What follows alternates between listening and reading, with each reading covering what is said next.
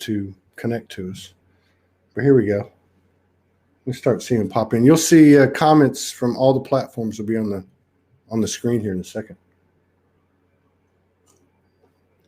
Is your last name pronounced Sadge? Or what's that? Oh, oh, there it goes. It's coming back now. How do you pronounce it? Sage. That's what I thought at first, and then I thought, well, it's spelled like badge. I wonder if it's badge. I mean Sadge. Right. So it's Sage, right. Yeah. Excuse me. Okay, so we're just waiting for one or two more. Sure. Okay. Let's see. How's it going, everybody? Welcome, everybody, on the live and the replay. It's our second show of 3 today. We've got a new friend in the house who comes by way of Ethan Fox, which we won't hold that against him. Ethan's a great guy. I like to act like a kid and play around a little bit. But so we have a new friend, and then Darren Sage. Darren Sage. Right. And he's in Colorado, and he's worked with Ethan Fox and Michaela, and we're looking forward to getting to know him. I'm a little bit rusty this morning because we had huge activation, my biggest activation ever last night. Morgan and I had an incredible night that ended about 5 in the morning. Oh. So I'm a little bit foggy, but yeah, so we're going to get to know our new brother here, our new friend, in typical Soulogy fashion, spontaneously, intuitively, creatively, imaginative, and depending on how deep we go, courageous, all the virtues of the soul. But welcome to the show, Darren. Thank you for coming in and honoring us with your presence. I'm happy to be sharing space with you on Soul Speaks 5D. Well, thank you. It's great. It's great to be here.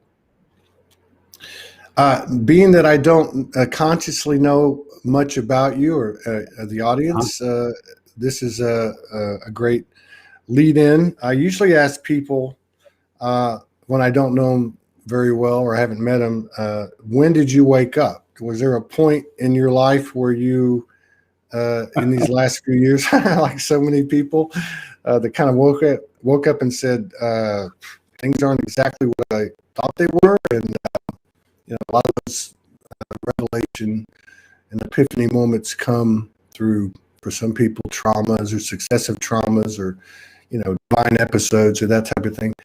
How did it happen for you, or have you always been this way?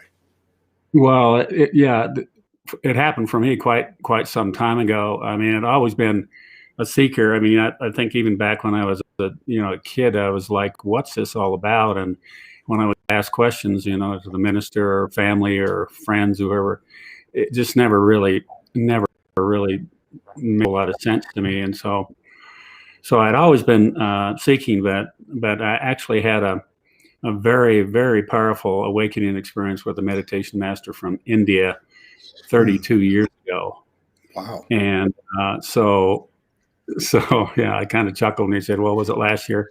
No, it's been 30 years. You're talking 1988, right? That's right. Is that 19? Yes. Yeah, that was right after the harmonic convergence. A lot of people talk about that, 1987. Wow. But so what happened? You were in or you were going through a process of meditations, or was it one meditation? No, it was actually what happened is I had this friend of mine who was a massage therapist, and we got to talking about a lot of spiritual kinds of topics, and we just seemed to really hit it off, and I was kind of curious about what she was doing, and she told me that she had this meditation master in her life, and it was Guru Mai. I don't know if you've heard of Mai and Baba Muktananda, but and it had really made a dramatic shift and change in her life. So she was talking to me about that, and she said, next time I go back to the ashram, I'll bring back something for you to read if you'd be interested. So she brings back this magazine about it was about Guru Maya's tour of the United States in 1982. It was actually not just of the United States, but a world tour. And when I opened up that magazine, there was a full-page picture of her. And I took one look at her, and it was like, oh my God, who is this? Is this being? I mean, I knew instantly that I had to meet her, and it didn't make any logical sense. I'd give you some idea too about my background. I'm a dentist. I practiced dentistry for 47 years, so my mind was very much in the mainstream kind of left brain, logical, linear kind of orientation. So this was like, whoa, what is this and who is this? But immediately I knew I needed to meet her. Found out that she was going to be in the United States for only actually a few days to a week, and then she was leaving to go back to India. And I'm like, oh man, how can I make this happen? But I started asking around, to see the travel agents and whatever kind, is it possible for me to actually get out on an airplane? And it was over Labor Day weekend.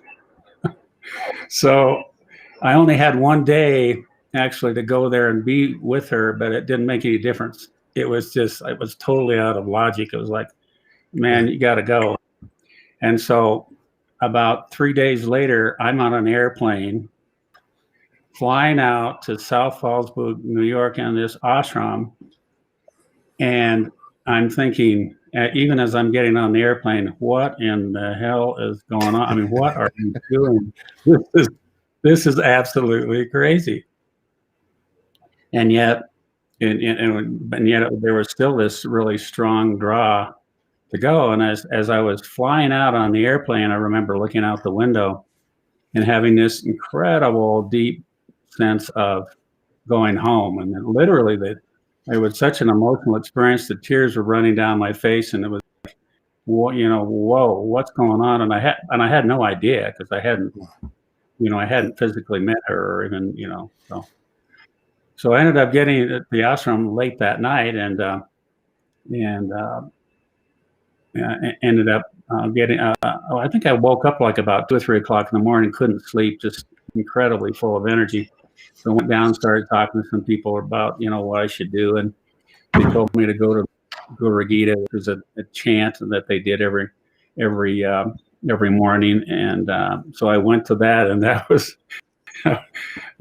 kind of interesting, because I am all in Sanskrit, had no idea where I was, even in the in the book. They have a chanting book, and I'd be going along, and there was an English translation below it, but we were chanting everything in Sanskrit.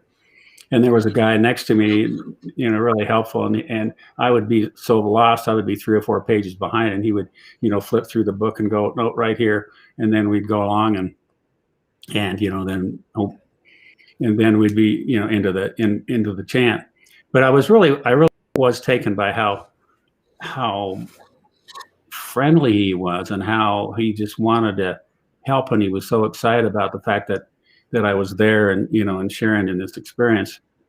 But from there, then I got on a bus to go over to this main building where Guru Maya was going to do her farewell program, and as I got on that bus to go over there, all of a sudden that's when it hit me. I was just totally blissed out. I had on the bus on the way over. Oh, on the way over, hadn't met her physically, had not met her.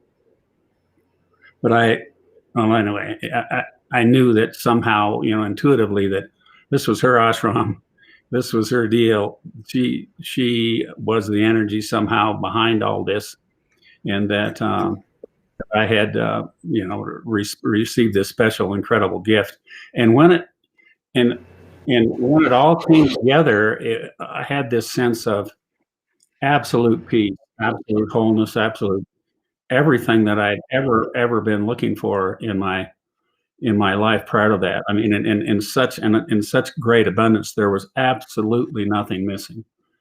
Even when I would think, well, what about this? It would just, that thought would just disappear into this space of incredible peace and joy and wholeness and perfection. And I mean, it was beyond anything that I could have ever possibly, expected or hoped for. So yeah, this is before you've even met her. This is on the bus. Before I met her, and so this is kind of interesting too. I'm standing in line to go into this big amphitheater area where Gormai is going to give her farewell program, and I'm just in a daze. I mean, I'm blissed out, and I think I'm just incredibly good shape. But I don't know. I mean, I'm so confused. I have no idea what happened. And I started speaking to this guy from Mexico, and he's kind of laughing, and he's going, "Well, you just got Shaktipat." And I'm going, "What? Shaktipat? What in the world is Shaktipat?" He said, "Well, when you come into the presence of a master, of someone who is literally awakened, fully awakened, and is living in that presence, that sense of their divine, essence within them, their own divine nature, then that energy can be transferred to you, and it literally awakens the dormant, what they describe as like you probably heard of Kundalini awakenings, but that full essence, that full nature of who I was just blasted open, completely opened. And so there I was experiencing, all I can say is, I have to almost say God's source himself in this experience of profound unconditional love and peace and joy. I mean, it was beyond explanation, way beyond anything that I could explain. And so it made sense. Then from there, I ended up going in and actually meeting Guru Mai, and remember going up in front of her, and I knew when I got within about 30 feet of her, that she knew more about me than I was ever going to tell her.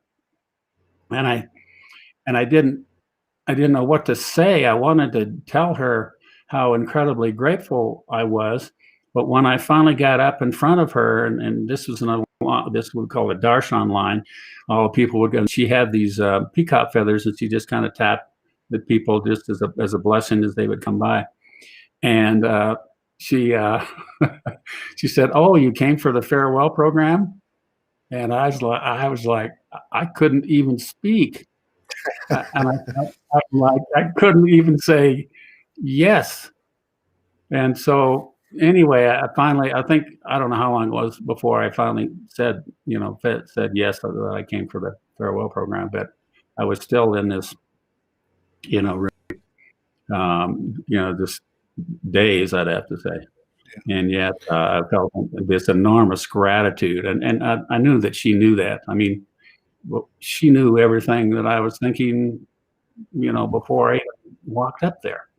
That's fascinating. And I mean, it was, so it's fascinating. It was. And then from there, it was, I mean, ever since then, it's like, how do I live in this? How do I hang on to this? And then beyond that, once I actually retired from dentistry about 2 years ago, that's when I started working with Ethan to see, is it possible for me to support other people in this awakening process? Right. And then I realized that it wasn't me, Darren Sadge, but I could serve as a vehicle for that energy, for that transforming, or that shift for people to be able to step into their own true nature. It's not like we're creating something that's not already there. It's just waking up what's already there. But man, that's like it's such a radical shift. It's coming from what I before felt like was a sense of scarcity and never enough. And it didn't matter how well I did. I was a perfectionist, but it was, you can imagine if you're a perfection, it's never quite good enough. Now here I am with everything that I ever could possibly want, and coming from a place of abundance. Now my whole life is about what can I give, what can I allow, and how can I support other people, rather than somehow extracting something from the world or from other people for that. So, well, that's really, I mean, one of the reasons we do the show is because people's experiences, regardless of when they happened on the linear timeline, are the same thing that many times are happening to people now, or a year ago, or 2 years ago. And a big part of the energy of the show is people going, "Oh, I'm not the only one," you know. But it's interesting, your story, because I've had a couple of, I guess, out of body, near death, whatever you call it. A lot of people that have come on the show have. And the interesting thing is what you describe, even though you were consciously in the body, is a lot of the same feelings that you have in a near death, or, you know what I mean? And that feeling of bliss, and you're crying, and those questions come in and they go right out, and, very much the same characteristics of what I've heard and what I experienced myself. So, and then the other thing I find interesting about your story is, so you were already entrenched, let's just say, in the straight lines and the orderliness and the, you know what I mean? Especially being a man, and, the masculine traits. It's not the flow, it's the straight line, the engineer approach, right? Mm-hmm. Precision. But and that you were, and had no fault of any, there's no fault, period. But I mean, just, so you're in a situation where you're offering a service, you're providing a service for an exchange, and it sounds like you moved into a higher level of service and took the emphasis off of, I want to say, like the ego, like you said, it's not Darren, I'm a conduit, basically. It sounds like what you're saying. How can I serve as a conduit, which is really your intention to replicate what that master did for you, right? I mean, and so that started, you retired 2 years ago. Now let me just back up a little bit, though, before we get to that point, because I'm curious as to how this evolved. That was 1988. So you're still doing your thing. I'm sure if you were open enough to go in the first place, you were continuing to be open, and you must have had your own, personal progression and evolution. 2012 came and went. There was a lot of talk about 2012. In fact, you woke up so early. There's a lot of talk about, what was it, Y2K? Remember that? The whole world was going to come to a stop. So exactly. When did you start to hear about words such as ascension, and these times that people have labeled with so many different names? But I think that would probably be the most general one. When did you start to when did it start to come into your awareness, the word ascension, and also the energies of people like Ethan and Michaela? Yeah, that's interesting, because I think it seemed to be sort of built into the philosophy and understanding that came about when I spent more and more time in the ashram and studying with Guru Maya, and also with the swamis that were there, and they taught a lot of Vedanta, Kashmir Shivism, a lot of those kinds of approaches. But my sense of ascension is more like what happened to me. I mean, it's not a matter of going somehow. Sometimes I kind of related ascension to some, raising up, and it feels more like going in. It's like this ascension. It's like going into the core essence of who we are, back to our own true nature. Because if you're in that, I mean, it may sound kind of funny, but it's kind of like, who cares? I mean, it's kind of like, man, this life's a trip. There's such a positive energy, and all of a sudden the world becomes magical, and there's no place to go or anything to do, but it's all good, it's all fun, and it's kind of like that. So it's interesting when you ask that question, and I've thought about it myself, that, what is this business ascension? But that's kind of how I viewed it, as a observed people and myself. That's really that's what the ascension process is about. And then another thing too is, like, most of the people that have come on this show in 2,500 episodes, my own case too, and many people that I just know, from personal relationships, there is typically a moment. There's this, at least at a minimum, a moment where you get what people might call a download, or a slew of epiphanies, or just a bunch of successive revelations, and it is very immediate in the moment and impactful, and obviously life changing. And you said something earlier about how that happened, and I think where you were saying, which is what I've heard before and what I'm getting to, is that we have that moment, that seminal moment, right? And then we want to get back to it, or we want to hold on to it. I think that's what you said. And absolutely. And I've heard that so many times, and I've bounced that around in my head so many times, and I just want to get your perspective on this, but it comes back, and it's like the message, and I'm just going to try to get it right, but the message is, well, once it happened, you're there, right? In other words, you're still there.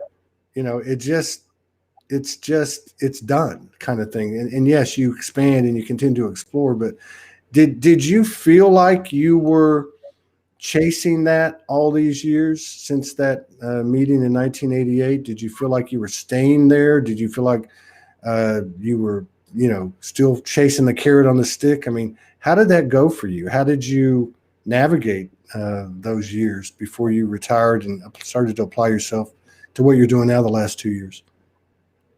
Yeah, that's a great question, because absolutely, once I had the experience, I knew that it was the quote, the answer. And so I wanted desperately to hold on to it. And I was like that picture of the cat, hanging on the. Thank God it's Friday. It's like, hang in there, because I'm not going to lose this. I'm going to.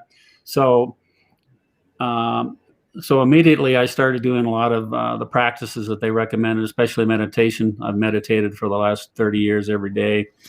Read all kinds of books.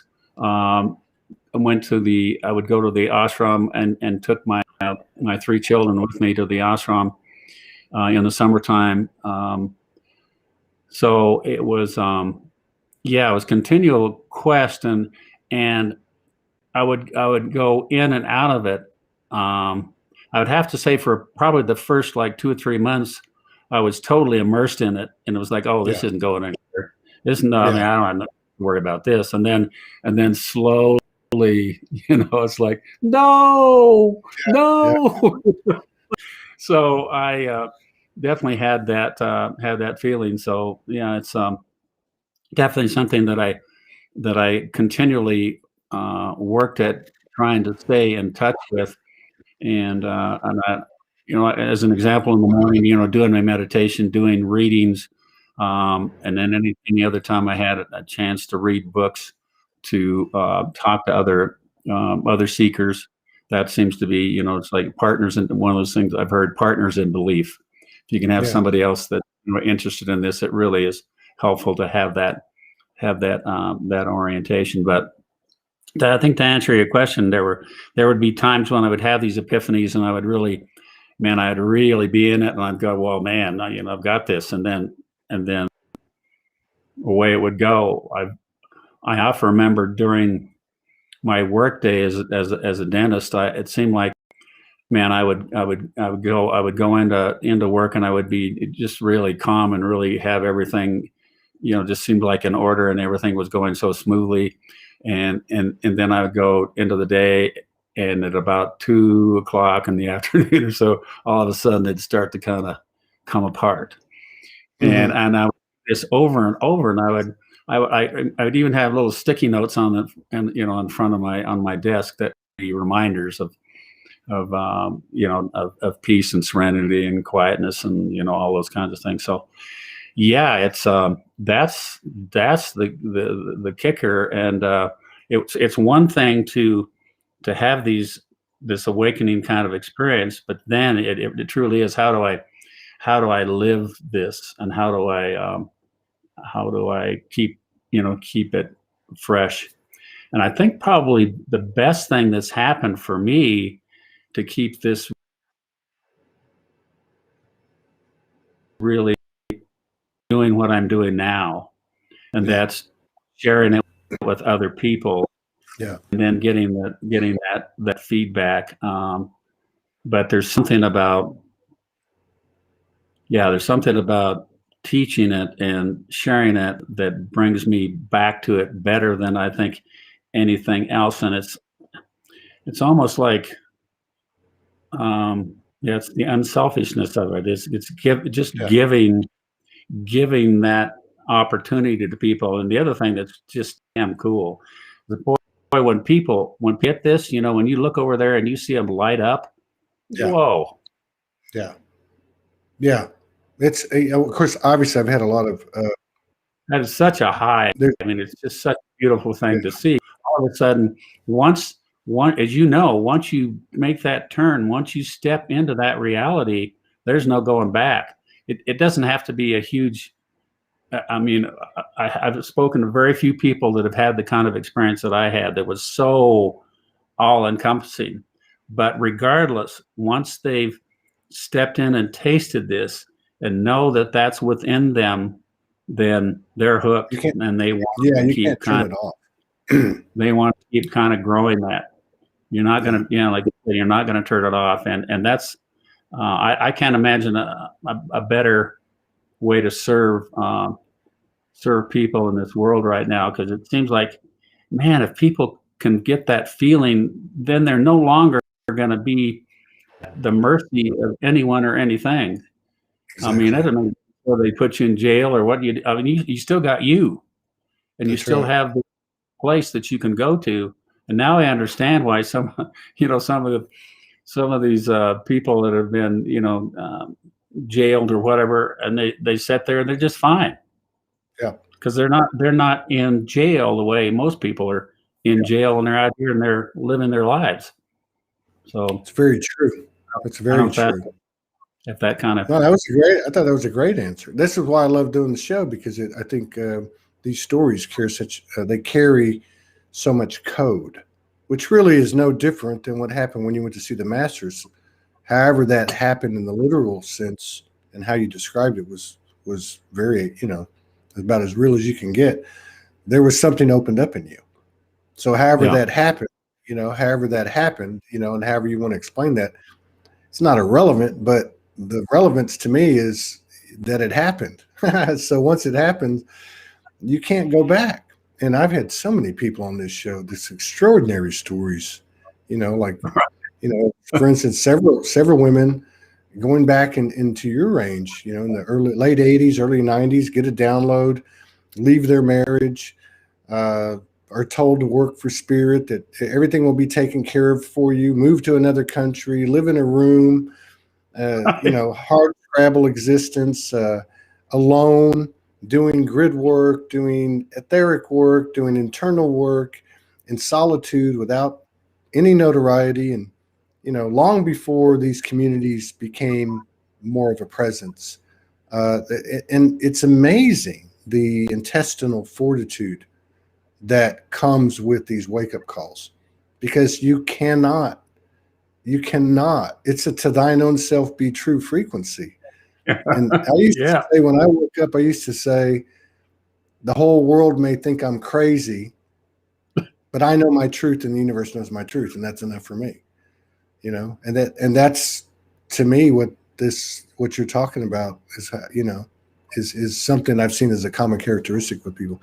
One of the things that people talk about, and there's no right or wrong. Everybody has their own unique relationship with the universe, however you want to say that. The universe talks to you or presents to you, which is really you, in its own way. But I'm interested because you adopted a practice of meditation, which has got to be 30 years now, daily. And I just kind of want to dig into that, how that worked, because I think it is helpful for people to hear the different stories. So a lot of people talk about different essences, entities, energies, faces of the universe that kind of indoctrinate you, initiate you, bring you to the party.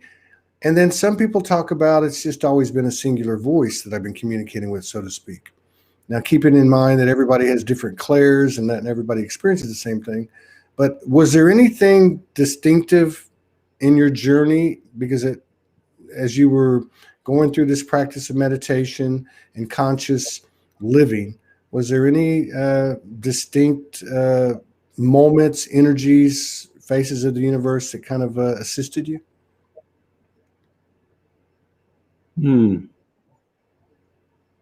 I can't say there really was. It just felt like that that there was this truth, this incredible sense of resonance, I guess I'd have to say. It's just, everything just made, after I had that awakening, everything just made sense. And even when I would have questions about, when somebody would ask, would tell me something prior to my experience in this awakening, I would like, well, is that true? Afterwards, it was almost like, yeah, that's true and that's not. Or even like quotes in the Bible. Somebody would say, is this, I wouldn't necessarily say that, but I would be like trying to understand it, and it would be immediately true to me or not. Right. And that was an entirely different shift. So it was almost so maybe to answer your question, there was something that had changed that guided me into, yeah, that's the way to go. That's not. Yeah. And it was very intuitive. It was not, it wasn't here. That's something too that's been, it's really powerful for me. Not very long ago, I had this thought that came to me, and at the time it seemed like, wow, it is just over the top. But what it was there was enough love in every human heart for the entire world. Yeah. And and I went, how can that be? How can that possibly be? But what next came to me was, it wasn't me. It wasn't Darren Sage, but it was that divine presence within me that's within everyone. And there is that enormous presence, that enormous depth of unconditional, unlimited, literally unlimited. Mm-hmm. And that if we can all kind of tapping into that, it's like, man, we can have a lot of fun here. Start sharing that kind of understanding and experience. And I know that it's real, and that even when I would express it, when I would share that in the world, I would even get more back. It's not like there's scarcity. It's like, because there's always been that idea, well, my gosh, what about, if I share too much, I'm going to lose it. Or I'm not gonna, there's not gonna be enough for everybody. Well, there is. It's the opposite, though. You're right. And absolutely, yes. You don't lose it, but you don't fuse it if you don't use it. You know what I mean? It only works if you engage it, right? We can talk Far Eastern, philosophies and schools of thought, which have brought a lot of people in, through the door, to the door. And then there's other, things that have come in, certainly since 2012 with more awareness, which is, angelic galactic, elemental, just, all kinds of things. But at the end of the day, it seems to be, I think I would use like your situation. And again, not speaking from a non-linear standpoint. So age of the individual has nothing to do with it. Point in their life has nothing to do with it. It's all about the present moment. But if I look at your situation, it's a matter of applying what you've been given, right? Like, so I say all the time, like, how much more information do we need to realize what we are and who we are and what we're a part of? Now, what do we do with it? Let's stop talking about it. Let's stop talking about disclosure. Let's stop talking about conspiracy. Not that they haven't served us. Let's even stop talking about the sacred text and all this info, because the information is there. We have it now. So now what are you going to do with it? So you're pursuing that, which I love what you say, because it's, as I'm going to say, not as if, but it is, in my opinion, you're actually serving self in a selfless way, and equally serving, it's one and the same, equally serving your brothers and sisters and serving the collective. Like, it's one and the same.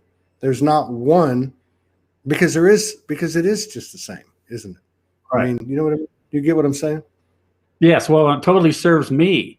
See, that's what I'm finding is that, the service, when you go outside yourself to serve others, it comes back tremendously. It's like, expressing, when we talk about expressing love, when you give love, you get, one of my experiences, I get a heck of a lot more back. Yeah. It's amazing, what comes back when you take that opportunity. What I've been doing with, like, in these programs that I have videotaped is that I'm actually guiding people into a meditation that's designed for them to awaken, or if they've already awakened, to expand that state, and literally holding. What I do is hold that. It's really just kind of holding that energy, and allowing myself to be a vehicle for this transmission to take place. And I had no idea, what would come of that. And it's been quite remarkable. And very, very exciting that I can maybe start that process for people. Because to me, it's like, man, and you probably get this too, once you get into this, is the only game in town. It feels like there's nothing. It's like, top this. There is no way that you can top this, because it has it all. The joy, the excitement, the energy, it's like, oh. So I know once we get people engaged, the more we get them engaged in it, even though sometimes they think, oh, it's this woo-woo stuff. It is not woo-woo. And it's maybe one of the reasons why I wanted to step in here as a professional for 47 years as a dentist and say, hey guys, and I know that I can talk to other professionals because I saw them in my practice for years, but they somehow can relate a little bit more to me and think, oh, well, he's not out there. And at this point, what's interesting is I don't even care if they think I'm out there. I'm kind of like beyond that now, because this is just too much. And it's just, this is what's really real. The other stuff, that's what's fascinating too. You want to get real, then go to source, go to the reality of consciousness, of pure consciousness and pure awareness. That's the source of it all. And we're messing around in the illusion. Well, I'm preaching to the choir. You know exactly what I'm talking about. No, I'm hearing you, and I'm quite fascinated, because what you just said a minute ago. Like, if I've had a certain persona my whole life. I talked to an old, very dear friend for the first time in 12 years last night. And even at 6th grade and 8th grade and 9th grade, some of the things we talked about, goes, oh, you were always that way, which kind of reminded me, oh, I was that way. But what I'm saying is I was a bit unconventional, you know, a rebel against the grain, even in the corporate world and so on. You have a very, somebody said it early in the show, a very tranquil, stable, you know, kind of energy. So I can imagine you, you know, saying to some, you know, fellow professionals, some of the things that you're talking about, which I don't see how you could say it if you did care what they thought. There's just be no way. The delivery wouldn't be the same. But what in regard to that and the whole journey for you, how did you get to the point where you decided you wanted to initiate something in terms of an offering, which we're going to talk about a little bit. How did you get to that point? What was it always in your mind to do that? Were you kind of doing it on the way anyway, or how did that occur? Well, I think that I didn't think it was even possible. You know, that I shared my experience certainly of my transformation, or, you know, this shift in awareness with lots of people, certainly, especially with my family and friends. When I first came back from the ashram, I was a little over, you know, so fired up that I made Billy Graham look pale. I mean, I was just like wanted to grab everybody that I could get a hold of and run them to the, you know, fly out to the ashram to meet the meditation master. I mean, you got to do this, you know. And so you can imagine how that worked out. Well, I mean, I was going to actually ask you. Yeah. Probably interested, but there were a whole lot of others were like, whoa. And so I realized no matter how excited you're about or enthusiastic, you still have to approach it in a way that people can hear you.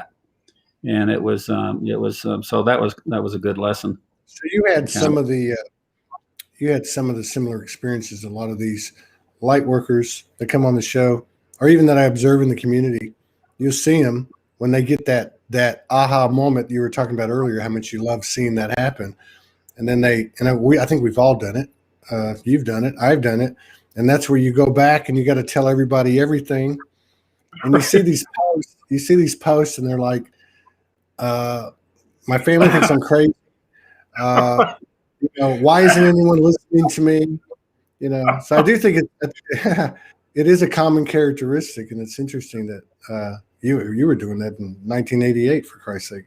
But yeah, so then did you just get to the point, like, obviously you were coming to the end of your, let's say, conventional retirement, and did you just say, you know, did you just get a download, say, I'm going to do this? I mean, did you formulate? Did you formulate as a conduit the program you're putting together? No, not really. I can't remember. Somebody kind of put me on to Ethan Fox that they'd watched. He'd watched one of his YouTubes and said, maybe you ought to check this guy out and see what you think. And I was in a position, right, you know, at that point where I was looking. It's like, well, what's next? I'd really finished my career, but I had always been passionate about this, you know, about awakening and sharing that in the world, but not really knowing how. I mean, what was, I guess it was really like, what is my particular gift? Right. And I believe that everyone has that there's a particular niche, and we can all put that little piece into the puzzle, and then we create this incredible, this incredible finished product that everyone can enjoy and be part of. And I think we each have that. And so that's really what Ethan was, you know, I think really helping to speak to people. He's saying, you know, what I'm here to do is to help you find your gift. Yeah. And so that was what really started the process. And he started helping me. It's like, well, let's take a look. Let's look back through your life, and what were the things that were, you know, really exciting? What would you know, well, obviously this came up. Well, you know, what do you think you might be able to do with that? And so I actually thought, well, maybe I could help people understand this or awaken to this experience. So we started just literally kind of experimenting with that. I would do guided meditation with the some of my staff members, you know, at the next office. So I kind of started there. But so that's kind of how it built. And it seemed like the more I did that, the more I realized, yeah, people are picking up on something here that is being transmitted, and they're having some pretty remarkable experiences. You know, balls of light and a sense of incredible and depth of love and that sort of thing. And initially, I like probably lots of people, I had lots of doubts about, well, is this really significant, or is this really something that's happening that's beyond just the meditation itself? But I came to realize that it was, but that's kind of interesting. It took a lot of convincing, because I wasn't so sure that this wasn't just something that was happening in the process of their meditation, but it appeared to be more than that. And so that's what I've begun to pursue in these, the YouTube, so people can go to one of the YouTubes and listen to it, and then there's a meditation, or partway through there's a meditation that's guiding them into into this opportunity to awaken. So is that? I want to go back to the YouTube in a bit and dig into that a little deeper. But I want to ask you, because you kind of have you have kind of a unique perspective. A lot of people in the community know Ethan Fox and Michaela Sheldon and the incredible work they're doing, and the unique abilities they have in and of themselves, right? Right. And you mentioned that before we started the show, how you had gone over there. And again, you just explained kind of how your interaction with Ethan went, and how that, contributed to your evolution and your transformation, continued transformation. But Michaela played a different role. And I'm not speaking so much to the individuals, although I have the utmost respect, love, and honor for both of those beautiful individuals. But I'm talking about an individual here, being you, who is kind of speaking to that singular voice through this journey of 30 years, gets to the end of the conventional career, and is, for all intents and purposes, retires, and then starts moving into this other passion.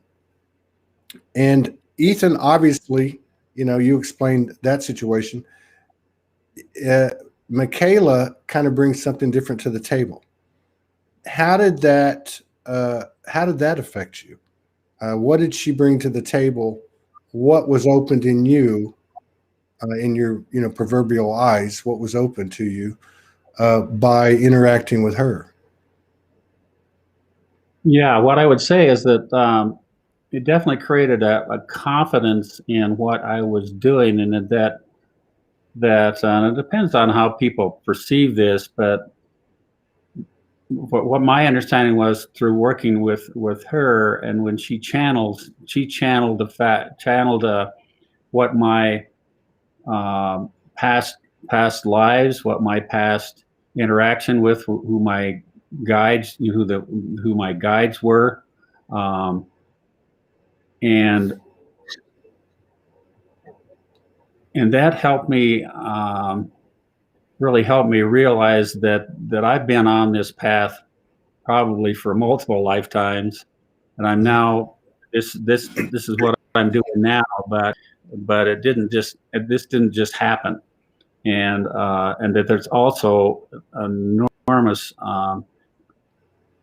knowledge to tap into, and resources to tap into, and understanding to tap into that I realized existed.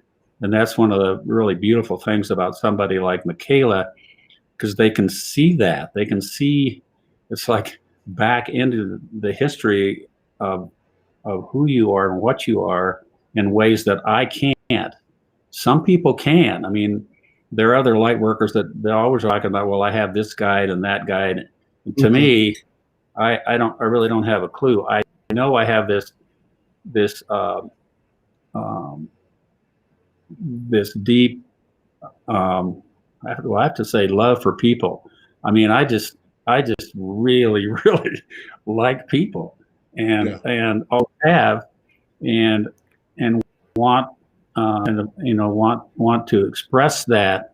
And that's where my kind of niche is, and what my connection is. But in terms of having really insights into what's in the background, I didn't know. So that was really helpful from Michaela. I mean, it creates a kind of a, maybe a, I don't know, like an understanding and a confidence. Oh, that's why I'm doing what I'm doing now this time around. Yeah. Because I've been doing this, and she even said, I've been doing this for a long, long time, and I've been teaching teachers, and I have been very, very, she said, very focused on doing this kind of work for hundreds of lives, and that I very rarely even went off the line one way or the other. It was like, this is what I'm up to. So anyway, I don't know if that's helpful, but no, it is. I mean, again, it's interesting because I think there's a lot of overlap between people's experiences, at least based on what I've come across in my experience doing the show. So one of those things would be like what you were talking about when you started to lead people through meditations, and they were having certain experiences. These are experiences you can't see, but you know that you slowly said, well, wait, this is actually happening. So I see everything kind of, energetically as code presented, that type of thing. What I hear from you is like those experiences further expanded your horizons.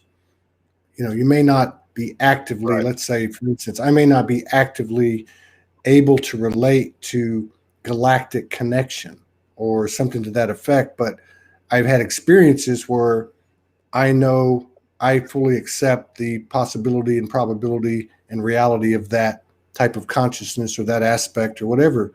The other thing is that I think ties into it with what you're saying is your dealings with Michaela and even Ethan, and they're both, again, broadening your horizons. They're opening you up more, which is a personal choice that the individual has to make because, I mean, let's face it, the more doors we close, the less our potential is going to be.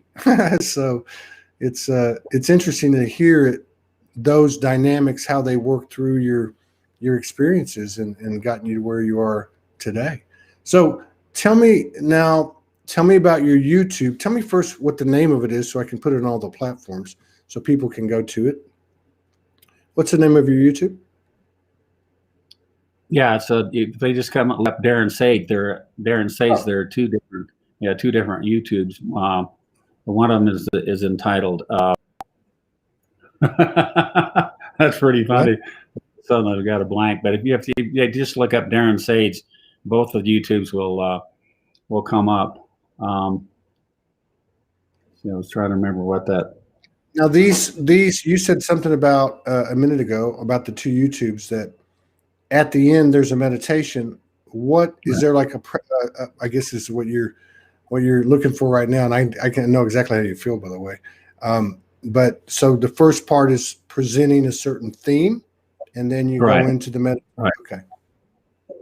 Exactly, and a lot of it, some of it has to do with my historical perspective of meeting Guru Maya and what that was all about, and that awakening process, and then I also talk to people about, well, once that happens, how did that shift to change my life? And it was dramatic, and then once that happened, once you get into that, so well, how do I sustain and maintain this? And then your meditation, there are like breathing exercises, there are lots of other teachers and speakers. They're like some of the things you've talked about, like the near-death experiences that many people have. I love getting into some of those because, I mean, you're right. The parallels are amazing. I mean, what I hear them talk about is so much what I experienced. I mean, it's like, whoa, well, but it's so cool because it's like, oh, it's the same thing one more time, repeated again and again, and it creates so much validity in my mind to this reality. Even people like mediums. I mean, I used to think, what is that all about? Guess what? That's real, and now it's getting scientifically verified I mean, you can't know what they know. It's statistically impossible, and yet they know these things about people who passed on. So all of that helps. Absolutely. Remote viewing and all kinds of stuff. I mean, astral traveling. I mean, yeah. I mean, it's like I guess because of the internet, the information it's assisting us. As an external. The information is moving so fast now too, and I think our capacity to take it in and keep it is there as well, or has expanded as well. Because there's definitely more and more each day. This more and more evidence of an expansion of consciousness. That's not just some suggested programming somebody put out and labeled it New Age or whatever the platform might be. Do you work with people online? Do you work with people individually, in person or online? Yes. Yeah. There's they can set up sessions if they want to set up a session with me, and I'll work with them individually. And usually how does somebody go about doing that? How do they contact you? Yeah, they would just go to my my website, which is darrensage.org or darrensage.com. That site will come up, and there's at the top there's a sessions area where they can click on that and set up a session with me if they'd like to do that. Right. Okay. I just plug those in to all the platforms, so that's good. And so and again, and just to revisit that, because I want to be clear, what type of sessions do you offer? What could somebody expect? Yeah, they are typically meditation. I will be doing a guided meditation. I also want to get some perspective of what they are looking for and what their background is, because that definitely makes a difference in how you orient the meditation exercise. And so, well, as an example, for some people, they aren't they really had any kind of an awakening experience. But for others, they definitely have, and they're looking at just expanding that. And I think that's they're fairly similar tools in that meditation that help both people to either expand their existing state or to awaken. Yeah. What's the? I'm just curious. Thank you for that. What's the biggest singular experience you've had since that one in 1988? Was there anything else that kind of jumps out at you? What was the biggest experience that I've had since 1988 when you had that, which had to be boy. I mean, have you had any in the last couple of years when you've been working with Michaela and Ethan and also working as a practitioner? Yeah, probably that one that I mentioned about the experience of this. There was enough love in every human heart for the entire world. I mean, that wasn't like kinda. I mean, there was this. I saw this enormous space and this sparkly energy that was in it that seemed to be representing that intense love, that unconditional love, and the vastness of it. It was literally went on and on forever. And then it was like, whoa, it was almost like, also, what do I do with this? I don't know how I mean, because it seemed so enormous. Well, and what's kind of interesting when you bring that is that what Ethan had me start to do was with some of the other light workers. He had a sense that I was grounded in that heart-centered reality, and he wanted the light workers to be coming from that same place. So he's asked me to work with, and I've been doing that and doing meditations and holding that energy, to support them in that, so that that's kind of the grounding under which they do all of their work. And it makes sense to me now when I look back at it. At the time, I thought, me? What? You're picking me out of all these light workers that have these incredible gifts, of all kinds of things like Michaela, whatever. but it was like, no, this is important. This is something that, so I guess that would be something that, that's really, it seems to be something that I'm here to help with. Right on. What a great story. What a down to earth, no embellishments, no exaggeration, just a very straight, experience with all the human aspects fully present, such as doubt, such as excitement, such as, the bliss you talked about, the bewilderment, the knowing, and the, what I mean? I mean, it's refreshing. I really appreciate you coming in and opening up like this, because I know it offers people code to expand them, at least makes it available. Just as happened to me, just as happened to you. So this is how we keep the ball rolling and pay it forward. So it's let's see now. It's DarrenSage.org and DarrenSage.com, Darren Sage on YouTube. You guys, I know typically what happens is when we have a show like this is you'll get some inquiries. So I would expect that you'll get some traffic to your site and to your YouTube. And I would encourage everybody with the resonance that you felt to reach out in collaboration, co-creation, and support of this fine brother. And I just want to say to you, all blessings to you and your family and your endeavors. And until the next time, maybe we can do this later in 2021 and get an update. Yeah, that'd be great. Yeah, and I really appreciate what you're doing. And it's, I mean, it's truly making a difference out there, and people understanding and coming into this world. I mean, and we know that the beauty of it, the depth of it, is just beyond anything else that's out there, and it's priceless. I mean, when people talk about all that kind of stuff, that's what one of my videos is about, the unlimited. That you keep going more and more trying to find something, and you never find it in that world. It just doesn't happen. It's like a dog chasing a tail, right? Yeah, that's kind of the theme of that. And the one thing I wanted to let people know too is there is this guided meditation in both those meditations that is designed for them to awaken. So they don't necessarily have to have an experience with me individually. I mean, it's fine, and I'd love to do that, but they don't have to. That they can go to. They don't have to pay for it, and it seems to be pretty impactful for people. So they go there first, give it a shot, see what comes from that. So that's spoken like a true 5D energy practitioner. Let the energy speak for itself. Yeah. Thank you so much, brother. I appreciate you. Thank you. Take care.